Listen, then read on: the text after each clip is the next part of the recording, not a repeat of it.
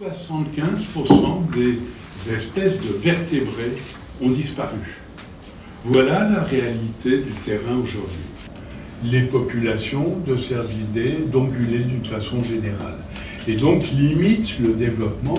Je rappelle quand même qu'on considère que l'affaire du loup est hautement symbolique.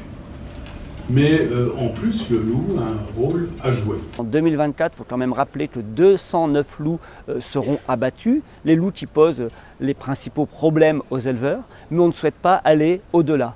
Et donc on appelle à une grande mobilisation pour éviter cette possibilité de déclassement juridique et donc de faciliter les tirs de loups par toutes les personnes détenteurs d'un permis de chasser. On sait que le loup est une vraie contrainte pour l'élevage, ce n'est pas la première, de loin. Ce n'est pas la première contrainte, mais c'est une contrainte.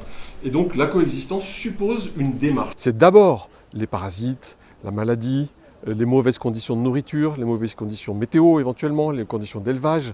Et en 11e position sur 18 arrive la prédation par les animaux sauvages, le loup, les chiens errants. Et tout ça ne représentant que beaucoup moins de 1% du troupeau français ou européen.